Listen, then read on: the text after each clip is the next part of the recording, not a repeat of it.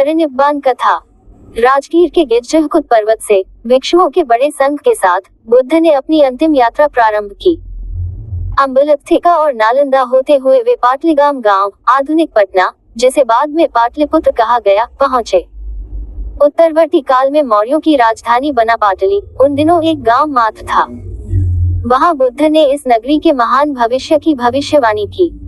पाटली से उन्होंने गंगा नदी पार की और कोटेगाम और वैशाली होते हुए वे अम्बापाली, संस्कृत आम्रपाली, के उद्यान में पहुंचे।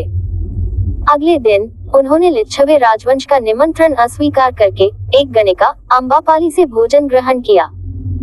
अपिच भिक्षुओं के उपयोग हेतु अम्बापाली द्वारा दान स्वरूप प्रदत्त उद्यान भी स्वीकार कर लिया।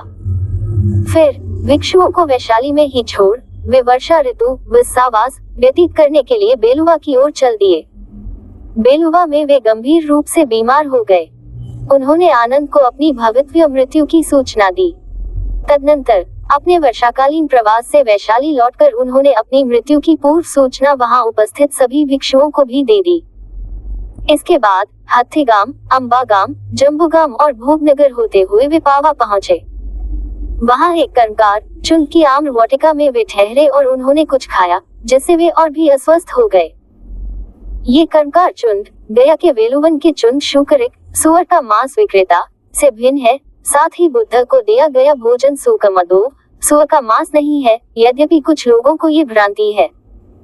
पर यह भ्रांति ही है, क्योंकि सुकसाली का अर्थ होता है जंगली चावल और मदोव शब्द संस्कृत मार्दव, मृदु अर्थात मधुर, मीठे से व्युत्पन्न है। अपिच पाली अंग्रेजी शब्दकोश T.W. रॉयस डेविस और विलियम सटेट ट्रे 721, 518, 19 के अनुसार मदोव का अर्थ है कोमल और विदीर्ण, भुना हुआ। अतः संभव है कि बुद्ध ने जो भोजन किया था वह भुने हुए चावल ही थे। भुंजे चावल उत्तरी बिहार और पूर्वी उत्तर प्रदेश का एक प्रचलित खाद्यान्न है। इतना ही नहीं, बुद्ध ने बड़े स्पष्ट शब्दों में चुंद सुकरिक के सुक मांस विक्रेता होने और इस व्यवसाय की कड़ी निंदा की थी।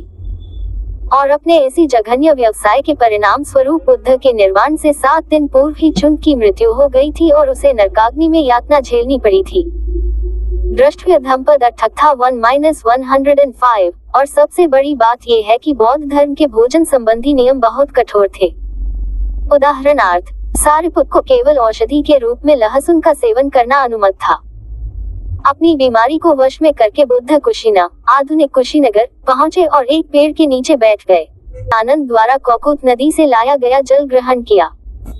तब एक मल्लनी पिक्कुसुन के दर्शनार्थ आया और उन्हें एक सुवर्ण रंग का वस्त्र अर्पित किया।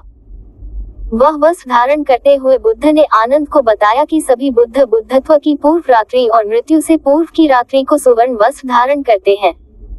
साथ ही उन्होंने बताया कि वे कुशीना में ही निर्वाण प्राप्त करेंगे।